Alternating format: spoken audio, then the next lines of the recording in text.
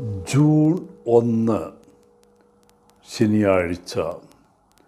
മാർക്കോസ് 11 അധ്യായം 27 മുതൽ 33 വരെ വാക്യങ്ങൾ.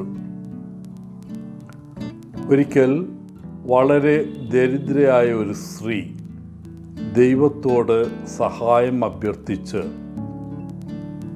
റേഡിയോ സ്റ്റേഷനിലേക്ക് വിളിച്ചു.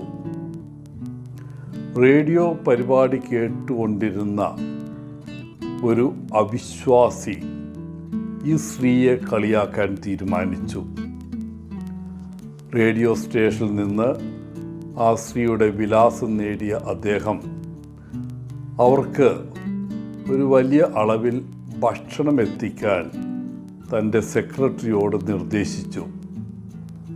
എന്നിട്ട് ഇങ്ങനെ ഒരു നിർദ്ദേശം നൽകി: ആരാണ് ഭക്ഷണം അയച്ചത് എന്ന് ആ സ്ത്രീ ചോദിക്കുമ്പോൾ പറയണം, അത് പിശാചിൽ നിന്നുള്ളതാണെന്ന്. സെക്രട്ടറി ആ സ്ത്രീയുടെ വീട്ടിലെത്തി. ആ സ്ത്രീ തനിക്ക് ലഭിച്ച സഹായത്തിന് സന്തോഷവും നന്ദിയും പ്രകടിപ്പിച്ചു. അവൾ ഭക്ഷണപ്പൊതികൾ തൻ്റെ ചെറിയ കുടിലിൽ അടുക്കി വയ്ക്കാൻ തുടങ്ങി. അപ്പോൾ സെക്രട്ടറി അവളോട് ചോദിച്ചു, ഈ ഭക്ഷണം തന്നയച്ചത് ആരാണെന്ന് നിങ്ങൾക്കറിയണ്ടേ? ആ സ്ത്രീ മറുപടി പറഞ്ഞു, വേണമെന്നില്ല. കാരണം ദൈവം ആജ്ഞാപിക്കുമ്പോൾ പിശാച് പോലും അനുസരിക്കുന്നു.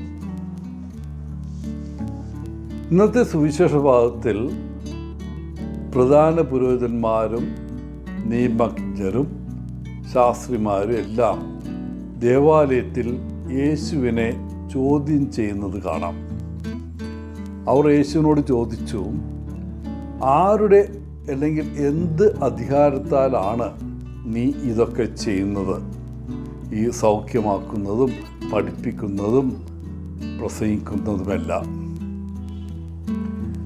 ഇസ്രായേലിലെ ചിലർ യേശുവിൻ്റെ അധികാരം അല്ലെങ്കിൽ യേശു ദൈവത്തിൻ്റെ അഭിഷിക്ത പുത്രനായ ക്രിസ്തുവാണെന്ന് അംഗീകരിച്ചപ്പോൾ മതനേതാക്കൾ അവനെ നിരസിക്കുകയും അവൻ്റെ അധികാരത്തെ അപകീർത്തിപ്പെടുത്തുവാൻ ശ്രമിക്കുകയും ചെയ്തു. യേശുവിന് അവരുടെ ചിന്തകൾ നന്നായി അറിയാമായിരുന്നു. അവർ തന്നെ കുടുക്കാനും കൊല്ലാനുമുള്ള വഴികൾ തേടുകയാണെന്ന് യേശു മനസ്സിലാക്കി. അതുകൊണ്ട് അവരുടെ കളി കളിക്കാൻ തന്നെ യേശു വിസമ്മതിച്ചു. ഉപയോഗശൂന്യമായ ഒരു വാദത്തിനുള്ള ശക്തമായ ഉത്തരം പലപ്പോഴും നിശബ്ദതയാണ്. നിയമജ്ഞരുടെ ചോദ്യത്തോട് യേശു പ്രതികരിക്കുന്നില്ല. പകരം അവൻ ശാന്തനായി അവരോട് ചോദിക്കുന്നു, യോഹന്നാൻ്റെ സ്നാനം മനുഷ്യ ഉത്ഭവമാണോ അതോ സ്വർഗീയ ഉത്ഭവമാണോ? എങ്ങനെ പ്രതികരിക്കണമെന്ന് തീരുമാനിക്കാൻ മുഖ്യ പുരോഹിതന്മാരും ശാസ്ത്രിമാരും ഒത്തുകൂടി.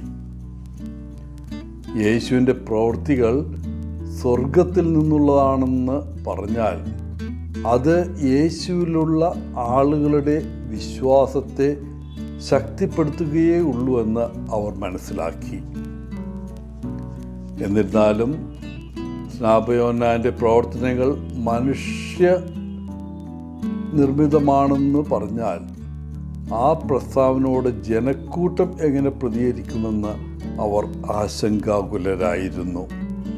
വ്യക്തമായും ജനക്കൂട്ടത്തിൽ പലരും യേശുവിനിൽ വിശ്വസിച്ചു. ഇന്നത്തെ സുവിശേഷ വായന നമ്മുടെ ചിന്തകളെയും മനസ്സിനെയും അവയുടെ പരിശുദ്ധിയെയും നമ്മെ ഓർമ്മിപ്പിക്കട്ടെ. നാം യഥാർത്ഥത്തിൽ യേശുവിനെ അംഗീകരിക്കുകയും നമ്മുടെ ജീവിതത്തിൽ അവിടുത്തെ കർത്താവും രാജാവും എന്ന നിലയിൽ അവിടുത്തെ അധികാരത്തിന് കീഴടങ്ങുകയും ചെയ്യുന്നുണ്ടോ? അതോ നമ്മളും ഇസ്രായേലിലെ മതനേതാക്കളെപ്പോലെ ഹൃദയകാഠിന്യം കൊണ്ട് യേശുവിനെ തള്ളിക്കളയുകയാണോ? എല്ലാവർക്കും നല്ല ഒരു ദിനം ആശംസിച്ചുകൊണ്ട് ഒത്തിരി സ്നേഹത്തോടെ പോളച്ചൻ CSSR ഫ്രം കേരള.